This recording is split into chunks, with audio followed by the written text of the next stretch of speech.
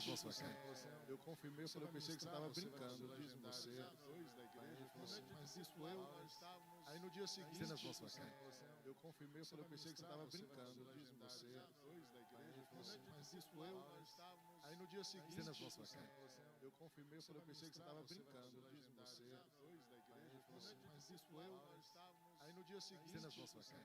Eu confirmei, eu falei, eu pensei que você estava brincando. Eu disse você. Mas isso eu.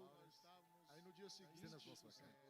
Eu confirmei, eu falei, eu pensei que você estava brincando. Eu disse você. Mas isso eu. Aí no dia seguinte, cenas na sua cara. Eu confirmei, eu falei, eu pensei que você estava brincando. Eu disse você. Mas isso eu.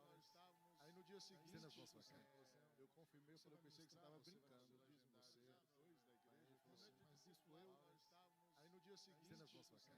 Eu confirmei, eu falei, eu pensei que você estava brincando. Eu disse você. Mas isso eu. Aí no dia seguinte, cenas na sua cara. Eu confirmei, eu falei, eu pensei que você estava brincando. Eu disse você. Mas isso eu. Aí no dia seguinte, cenas na sua cara. Eu confirmei, eu falei, eu pensei que você estava brincando. Eu disse você. Mas isso eu. Aí no dia seguinte, cenas na sua cara. Eu confirmei, eu falei, eu pensei que você estava brincando. Eu disse você. Mas isso eu. Aí no dia seguinte, cenas na sua cara. Eu confirmei, eu falei, eu pensei que você estava brincando. Eu disse você. Mas isso eu. Aí no dia seguinte, cenas na sua cara. Eu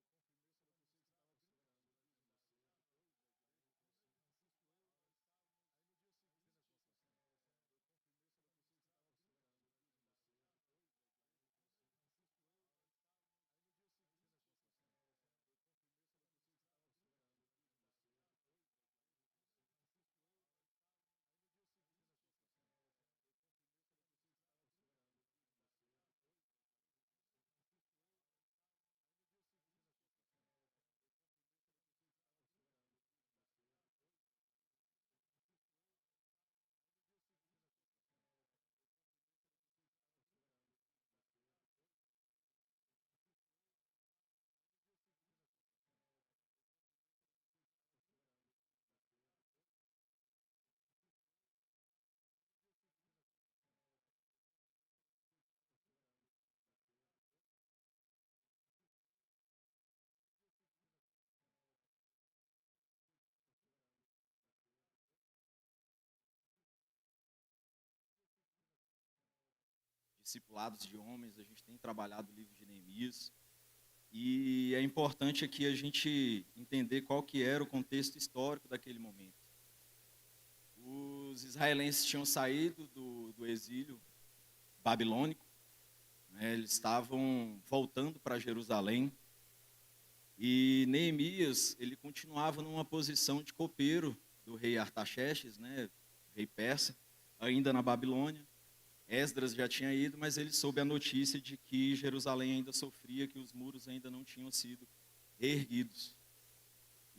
E Neemias tomou um posicionamento importante como homem, porque ele saiu ali daquilo que era a sua zona de conforto. Apesar de estar exilado, ele ainda tinha um papel de governança, era copeiro, acabava que acompanhava o rei no dia a dia e tinha algo que poderia ser considerado uma zona de conforto. Mas, por outro lado, ele adotou um posicionamento de orar, jejuar, aguardar, clamar a Deus, para ter uma oportunidade de também retornar a Jerusalém, porque ele tinha o interesse e o anseio de ajudar na reconstrução daqueles muros, na reconstrução daquela cidade e na reconstrução daquele povo, o povo de Deus. E hoje a gente vive uma geração em que muitos homens eles são ensinados a prover financeiramente, mas não a liderar espiritualmente. Outros eles foram ensinados a ser fortes fisicamente, mas não a serem fortes diante de Deus. O resultado é que muitos lares possuem tetos, móveis, existe provisão, as contas pagas, mas carecem também de direção espiritual. Existe uma máxima popular que eu gosto, que é atribuída aos orientais, que diz que tempos difíceis criam homens fortes criam tempos fáceis, e tempos fáceis criam homens fracos. Esse é um movimento cíclico que se repete na história e olhando para trás a gente percebe que existem alguns pontos que se repetem. E na maioria das vezes, isso aconteceu com todos os povos, inclusive com o de Israel. E isso acontecia, irmãos, quando havia uma falta de posicionamento, uma desobediência daquilo que Deus queria, e principalmente a idolatria de outros deuses. E nesses momentos, eles acabavam caindo sobre o jugo do inimigo e sofrendo as consequências daquilo que era a desobediência e o pecado.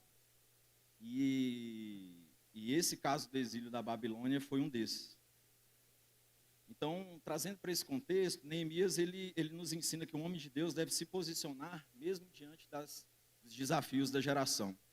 Então, hoje a gente escuta muito homem reclamando e terceirizando aquilo que muitas vezes é culpa dele no dia a dia. Então, ele culpa o governo, ele culpa a geração, às vezes ele culpa o filho que não quer fazer, ou ele acha que a esposa não é suficiente, mas muitas vezes ele não olha para si mesmo, ele não olha para o seu lar, ele não olha para aquilo que deveria ser a responsabilidade dele como provedor, mas também como sacerdote do lar. Então, hoje eu trouxe esse exemplo de Neemias, aproveitando esse culto da família, porque um homem posicionado, ele muda seu lar, ele muda a sua vizinhança, ele muda a sua congregação, a sua igreja, ele muda a sua cidade, ele tem o poder de mudar o país. Então, antes de desejar um mundo melhor, tome também um posicionamento, começando pelo seu lar. Estou vendo alguns casais que tiveram aqui no encontro de casais, né? Foi bênção. Quem não foi, infelizmente perdeu. Né? A bispa lá já bateu muito, com carinho. Não é essa a minha intenção aqui hoje, mas eu acho, para o contexto familiar, o livro de Neemias sensacional, porque apesar de ter só 3 capítulos, ele é muito edificador para aquilo que a gente precisa ainda nos dias de hoje. E é por isso que a palavra de Deus ela é viva e eficaz. Né? Nós temos livros milenares que se aplicam àquilo que hoje é o nosso dia a dia, ela continua extremamente contemporânea. Então, após cerca de 70 anos como cativos na Babilônia, Deus ele começa a iniciar um movimento de restauração. Nesse ponto eu quero chamar a atenção para vocês, porque assim como a oração, a restauração, ela pressupõe uma ação. Então não é só orar, é restaurar. Nessa palavra eu acho interessante porque tem ali o sufixo ação. Porque não adianta pedir, não adianta querer, existe uma necessidade latente de posicionamento e de responsabilidade que todos devem ter. Então não adianta reclamar ou terceirizar a culpa, projetar a culpa em terceiros, em influências indiretas ou externas, enquanto você não cuida daquilo que é o seu núcleo, daquilo que é o seu lar e daquilo que Deus confiou na tua mão, como família. Então, a mudança, ela pressupõe uma ação também da nossa parte. Não adianta ficar pedindo para Deus e continuar parado. Tem a necessidade de obediência e de ação. Esse é o conjunto para que a gente consiga trazer mudança. Então não adianta pedir sem agir e não adianta orar e apenas esperar. Esperar muitas vezes é preciso, mas continue perseverando em movimento, com as suas ações e o cumprimento das suas responsabilidades diárias.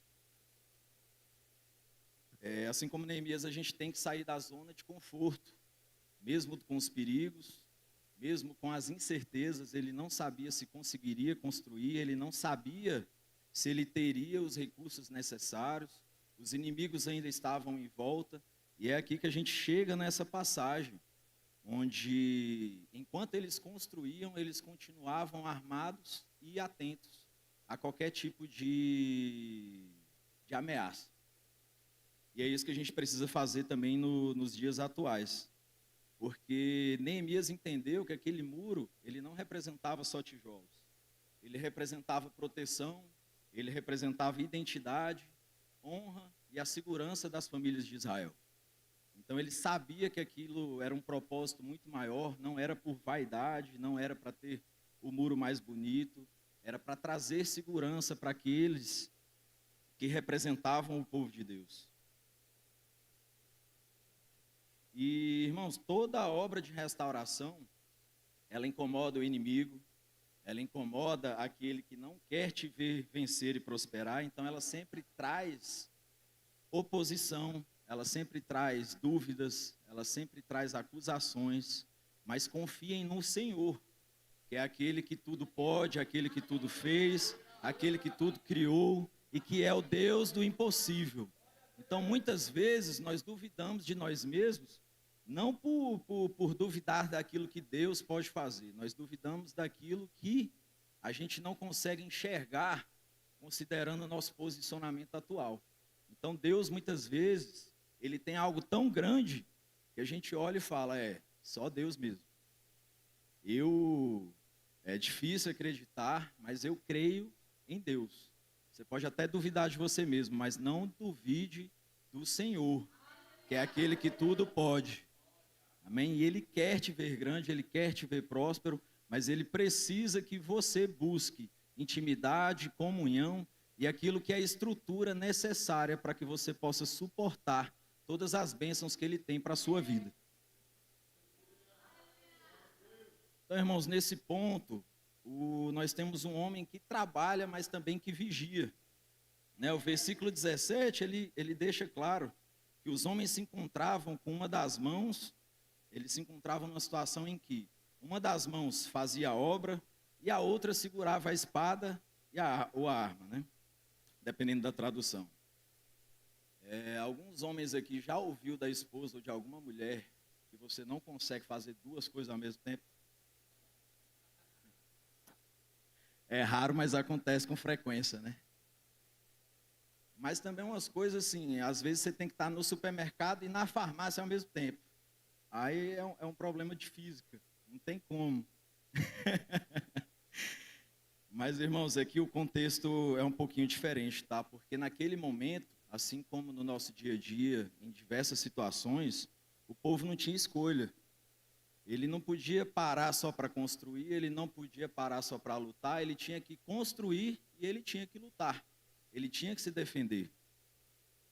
Então, da mesma forma, atualmente, nós não podemos escolher entre trabalhar ou cuidar da família, prover ou liderar espiritualmente, ser forte ou ser amoroso.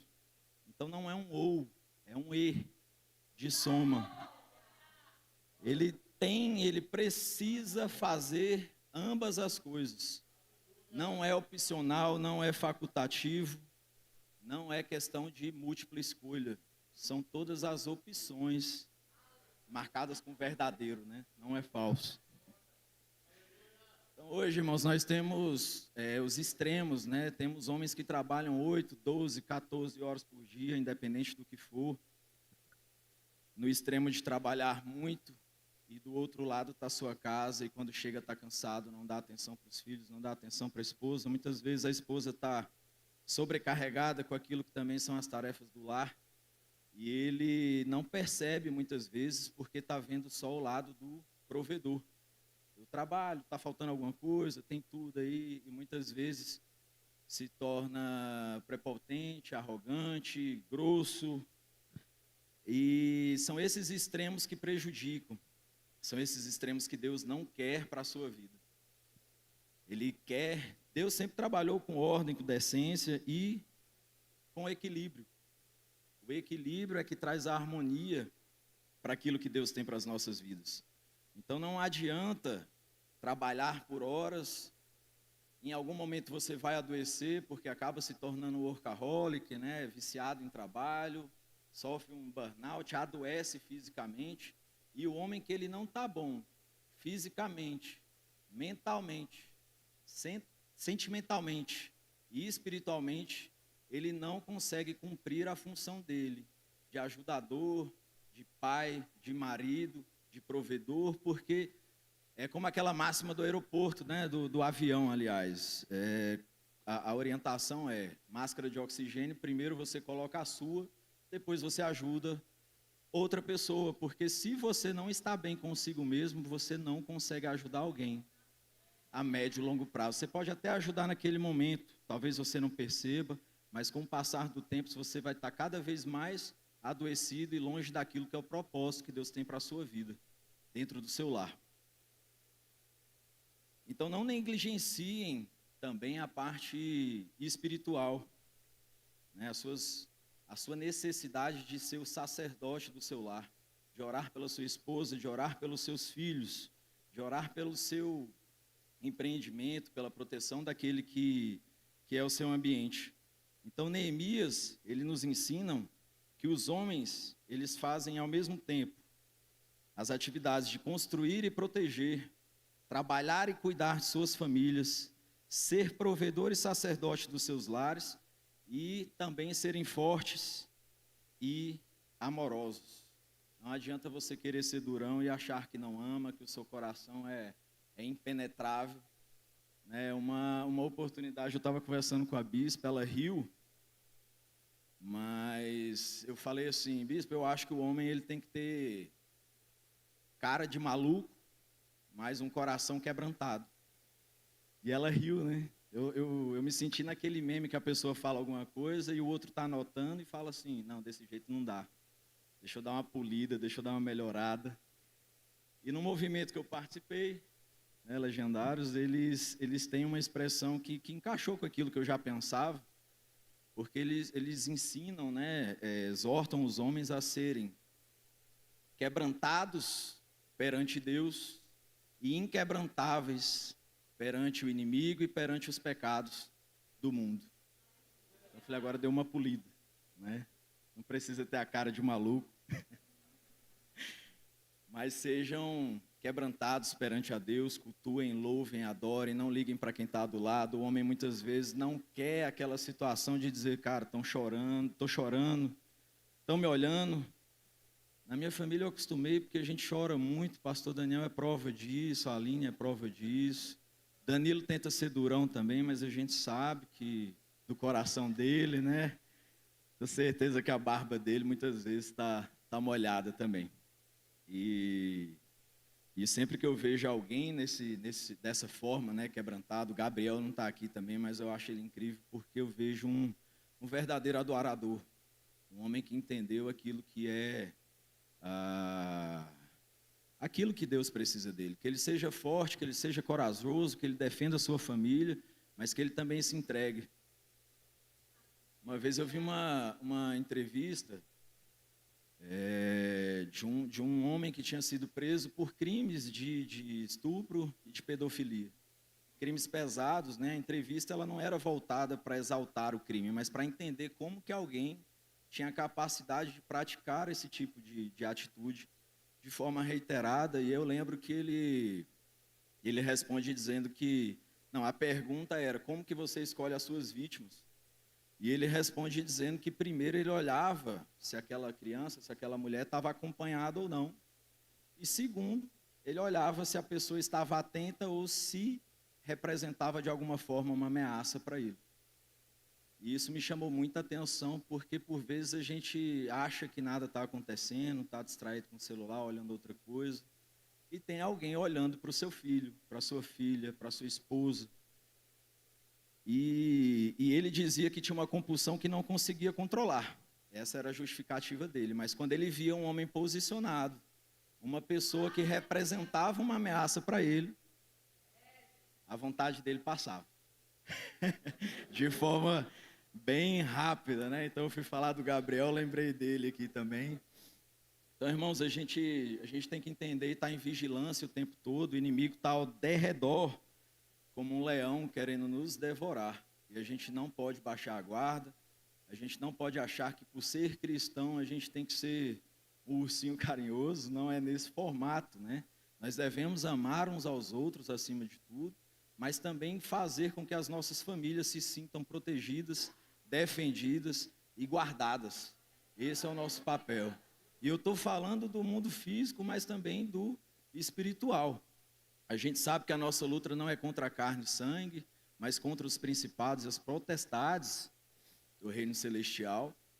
E que mais de tudo, quando a gente, trazendo para o contexto de Neemias, quando a gente fala do muro, o muro hoje é a nossa família. né? Naquela situação, os muros de Jerusalém eles estavam quebrados, mas hoje muitos muros familiares também estão. A gente acaba vendo casamentos que estão enfraquecidos, filhos sem direção, famílias sem oração, lares sem discipulados, e esses são alguns pontos que vão enfraquecendo aquilo que é o muro que deveria ser a fortaleza dos nossos lares.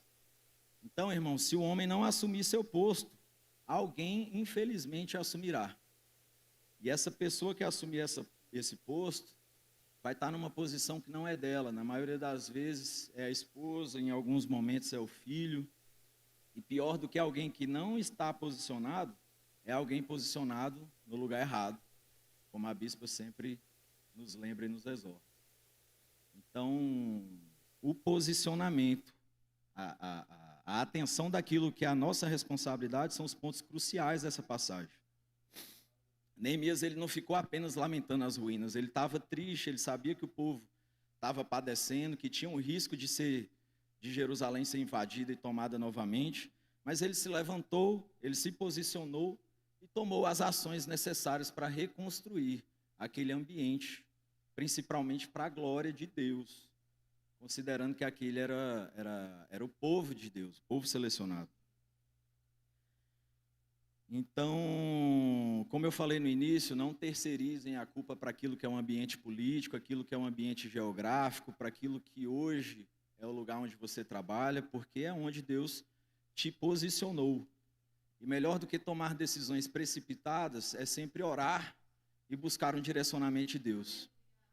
Se em algum momento você não tiver uma resposta, é porque você está exatamente no lugar que deveria estar e vivendo um determinado processo que você deve passar para alcançar níveis maiores, tanto na sociedade como perante a Deus.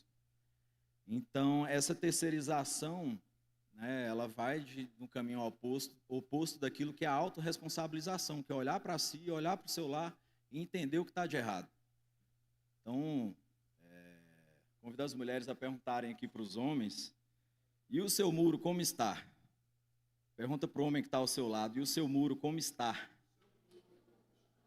E a sua casa como está? Esse é o primeiro ponto. Não se preocupe com a política, com o que vai acontecer. A gente está em ano de eleição, muitas vezes a gente escuta, eu particularmente escuto muitos empresários desanimados, pessoas que já vão perdendo a esperança, mas tragam à memória aquilo que traz esperança, né? Que é saber que nós servimos ao Senhor, aquele que tudo pode, aquele que tudo fez e aquilo que tudo criou. E trazendo aqui para o contexto histórico, o contexto atual, os muros são as nossas famílias.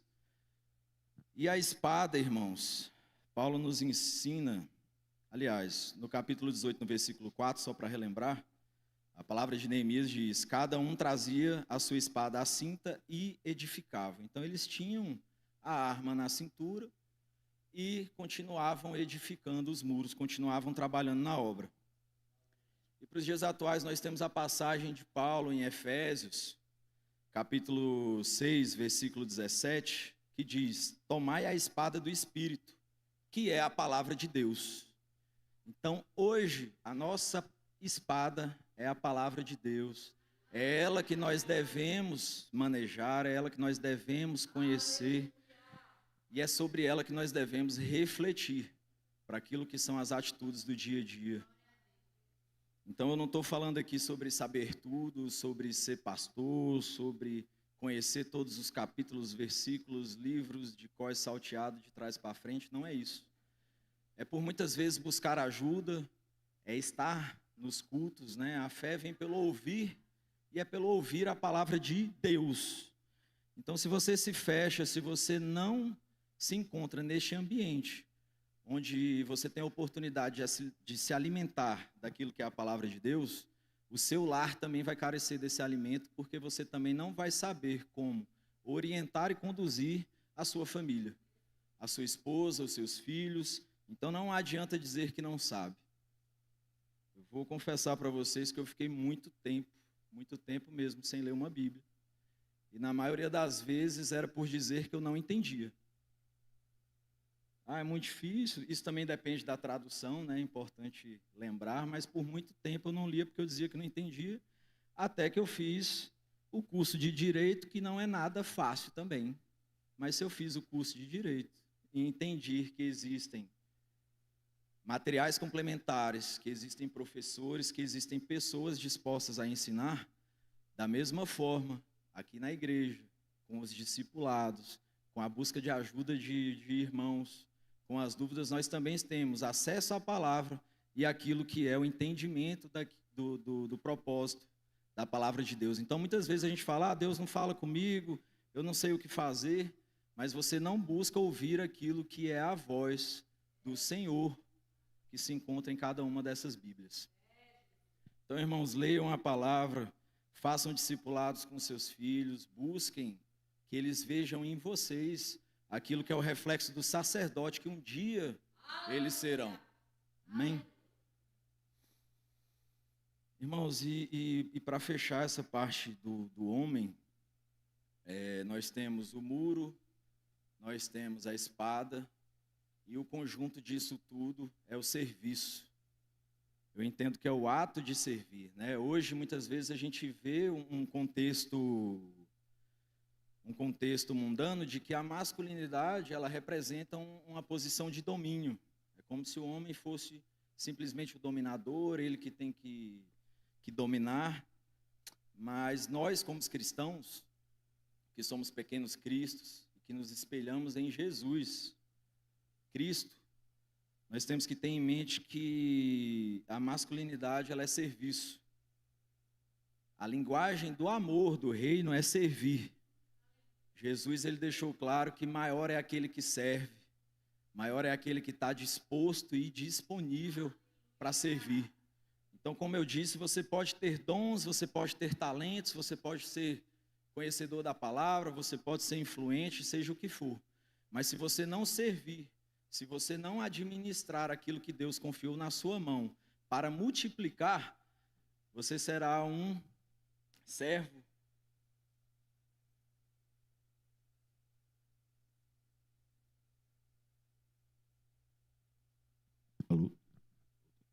Então,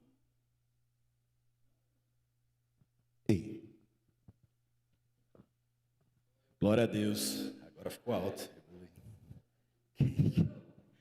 Baixa.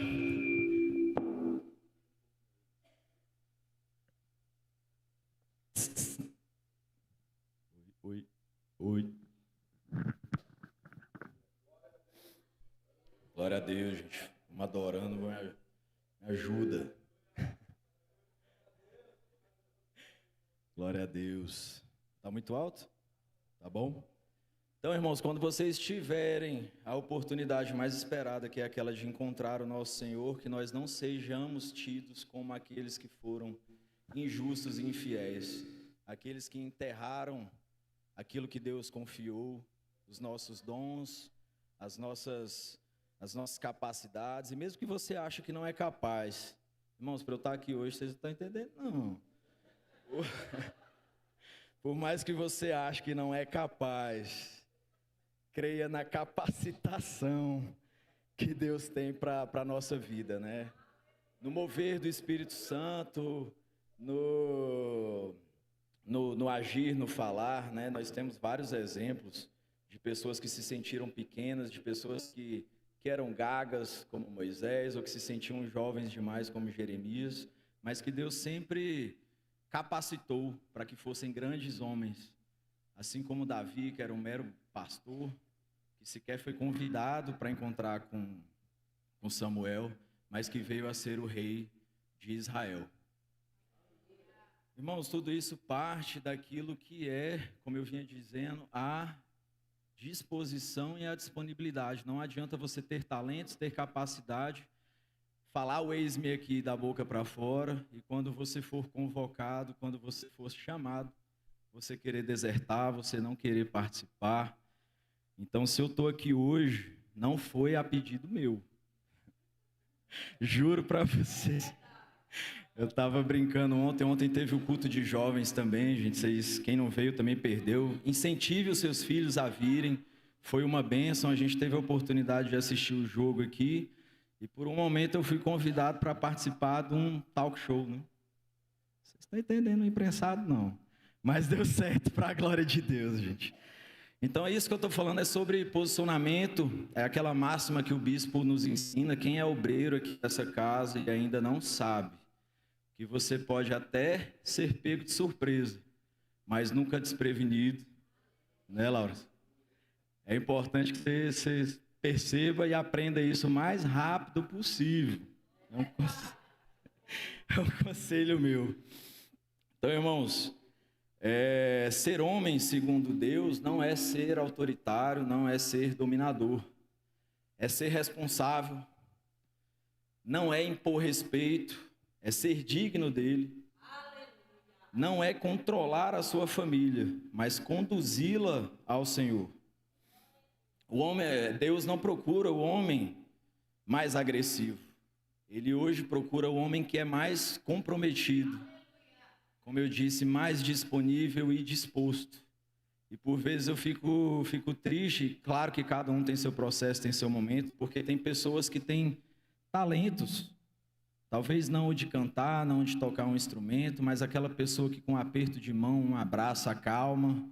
Né? Às vezes você abraça alguém, sente ali a presença do Espírito Santo e por vezes a pessoa acha que não está ajudando, que poderia estar fazendo algo mais, poderia estar fazendo coisas grandes, mas muitas vezes você não percebe que a pessoa simplesmente precisa de um aperto de mão, de um abraço, de uma palavra encorajadora, ou muitas vezes até o silêncio mesmo de um abraço, tem salvado vidas e aquecido corações. Então, nunca se sinta pequeno, nunca se sinta inútil ou incapacitado para exercer aquilo que é o propósito que Deus tem para a sua vida. Amém? Então, irmãos, nesse culto de família, a gente precisa lembrar que Deus ele continua chamando homens para ocuparem aqueles que são seus lugares. Há uma necessidade de posicionamento. Os seus filhos eles não precisam de um pai perfeito. Os seus filhos precisam de um pai que seja presente. A sua esposa, ela não precisa de um marido infalível, que não sofra, que não chore, que não se entristeça. Ela precisa de um homem que ame a Deus e que caminhe em arrependimento, para que ela possa se sentir segura e submissa no sentido da palavra de estar abaixo daquilo que é uma missão, daquilo que é um propósito, daquilo que é um objetivo, dentro daquilo que Deus deseja para o seu lar. O lar, ele não precisa de um super-herói, ele precisa, acima de tudo, de um servo de Cristo, que esteja disponível e disposto. Vou bater nessa tecla até decorar. Então, por vezes, a gente acha que não pode titubear, que não pode estar triste, porque o seu filho vai ver, a sua esposa vai ver o que ela vai pensar. E nesse ponto, os movimentos que existem voltados para homens, na minha humilde opinião, são de extrema importância, porque, irmãos, as mulheres se cuidam, elas se previnem, elas estão sempre no médico, elas saem do médico com a próxima consulta já marcada. O homem não, o homem tem pavor de médico, ele pensa que vai ficar parado, ele vai ter que gastar com remédio, não, eu vou melhorar, eu não vou agora, e vai protelando. É tanto que quando seu marido pega uma gripe pesada, que ele efetivamente tem que deitar, né, pastor Daniel? E ele pede o testamento, é porque ele realmente está pensando que vai embora, vai para a glória. Porque segura até não aguentar mais, né? As mulheres têm esse aspecto, e do ponto de vista espiritual, muitos homens têm essa dificuldade também. E o próprio movimento é batido, então assim, as mulheres elas se previnem, tudo ok, elas se abrem, conversam com mais facilidade, os homens têm uma tendência a se fechar, e quando existe um movimento voltado para homens, e ainda mais sendo um movimento cristão, a pancada é ainda maior, as críticas são ainda maiores. Então, os homens que não participaram, seja do Legendários ou de qualquer outro movimento do tipo, busquem uma orientação daquele que é o líder da sua casa, o seu líder espiritual, aquele que cuida da tua vida perante o reino, e não fica olhando a internet, a opinião de terceiros, porque esse não vai ser o direcionamento que você precisa. O homem ele tem uma tendência a dizer, eu não vou, porque esse negócio é esquisito, é um segredo, parece uma seita. Não vou falar exatamente sobre o movimento em si, porque a gente vai ter os testemunhos dos irmãos, mas eu queria chamar a atenção de vocês para a necessidade do cuidado. Como eu disse, vocês precisam cuidar da parte física, sentimental, mental e espiritual. Se esses 4 pontos não estiverem em equilíbrio, em algum ponto do seu lar, da sua casa, vai ter uma carência, vai ter uma necessidade de atenção, vai ter uma brecha que precisa ser fechada para que o inimigo não possa alcançar aquilo que é seu. Amém? Irmãos, longe de querer bater nas mulheres, entre aspas, porque as mulheres daqui são muito bem discipuladas e direcionadas pela bispa, pelas pastoras, mas só para trazer para esse contexto de Neemias e buscar esse equilíbrio que eu tenho falado tanto, e não falar só dos homens, as mulheres elas também têm um papel de trazer equilíbrio, né? Como no encontro de casais a bispa falou, o termômetro ele só mede a temperatura, o termostato ele além de medir a temperatura, ele também ajusta o ambiente. Então aquele ambiente que está quente demais, está muito quente, esfria, está frio demais, esquenta, até achar um ponto de equilíbrio. E esse é o papel da mulher dentro dos seus lares. Porque como Provérbios nos diz, em capítulo 14, versículo 1, a mulher sábia, ela edifica a sua casa, mas a insensata a derruba com as próprias mãos. E eu chamo a atenção aqui que a Bíblia ela não diz que a mulher habita na casa apenas. Ela edifica também. Dentro daquilo que é o muro, dentro daquilo que é a sua família. Então a mulher ela exerce uma influência direta sobre aquilo que é a cultura espiritual do lar, a educação dos filhos, o ambiente emocional da família e a transmissão dos valores cristãos. Então a mulher ela exerce um papel essencial dentro daquilo que também é um ambiente, dentro daquilo que também faz parte do muro. A mulher, ela não é alguém sem voz, sem iniciativa ou sem relevância. Muito antes, pelo contrário. A minha tem voz até demais, vocês já ouviram, tenho certeza. Vocês já ouviram a voz da Silvia. O homem e a mulher, simplesmente, eles devem estar posicionados dentro daquilo que é o propósito das suas vidas, porque nenhum nem outro consegue cumprir aquilo que é a sua missão de forma integral, sem a ajuda, sem o auxílio do outro. Então, trazendo uma aplicação equilibrada do que o livro de Neemias nos traz, o homem, ele é chamado para liderar a construção.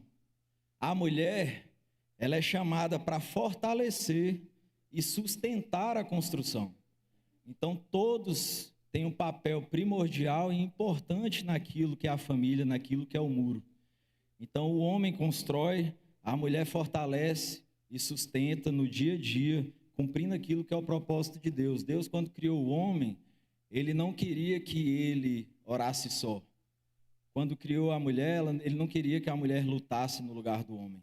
Cada um tem o seu papel, cada um tem o seu propósito dentro daquilo que é o projeto maior de Deus. Então, o projeto de Deus é uma família inteira servindo ao Senhor. Então, que a minha e que a sua casa, continuemos servindo ao Senhor. Esse é o propósito que Ele tem para os nossos lares. Cada um ocupando o seu lugar, para que a próxima geração encontre muros de fé que sejam firmes, que estejam de pé e que estejam fortalecidos. Porque são os nossos frutos, os nossos filhos, que estarão desempenhando no futuro os papéis que hoje são nossos. E eles vão se espelhar naquilo que viam em casa, naquilo que via de atitude dos pais e das mães.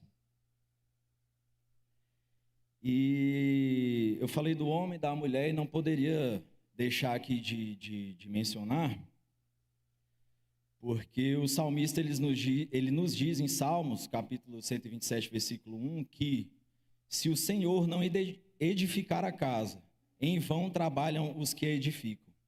Se o Senhor não guardar os muros, em vão vigia o sentinela.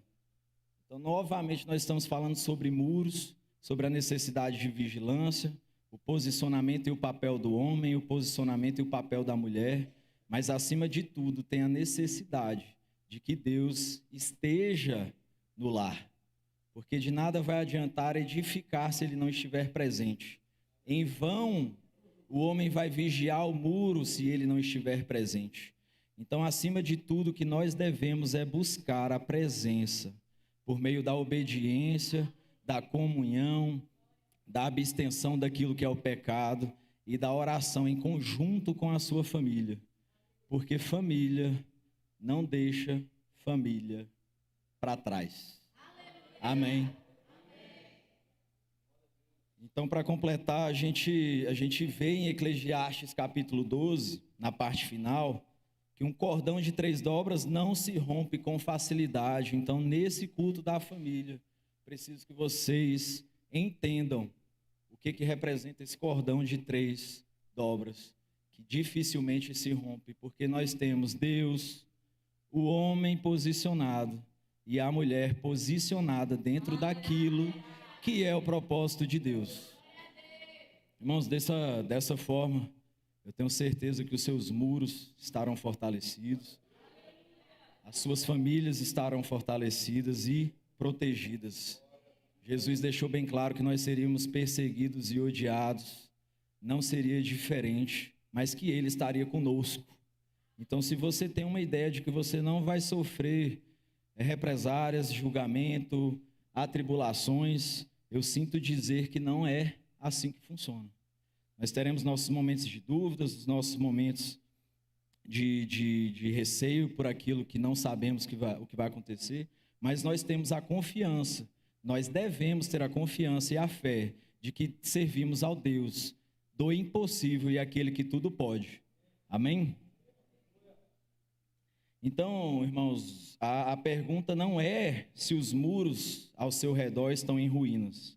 A pergunta é se você está disposto e disposta a se levantar como Neemias e, dentro daquilo que é a sua responsabilidade, se posicionar para construir ou reconstruir aquilo que Deus colocou sobre os seus cuidados. Então, como eu disse, existe uma necessidade de obediência e de ação. E hoje eu peço aqui que o Senhor levante, ainda nesta geração, homens que sejam posicionados, mulheres que sejam posicionadas, para que os seus lares sejam cada vez mais edificados. Que em uma mão vocês tenham o exercício da obra, mas que na outra mão vocês tenham também a palavra do Senhor como espada, no nome de Jesus. No nome de Jesus e para a glória de Deus. Irmãos, eu agradeço imensamente, não quero me prolongar, porque a gente tem o testemunho dos irmãos, né? Eu quero fazer um pouco diferente aqui em relação à parte final. Quero pedir para todos os legendários se alinharem aqui na frente, como o pastor Enoque pediu no início, mas todos dessa vez, porque hoje eu falei sobre posicionamento, falei sobre serviço, falei sobre oração e mais do que tudo, esses homens tomaram um dia um posicionamento, uma posição de darem um passo maior na direção de Deus, na direção de servir ao próximo e de ver a mudança de outras pessoas. Então hoje eu quero fazer um pouquinho diferente e até para ser mais rápido,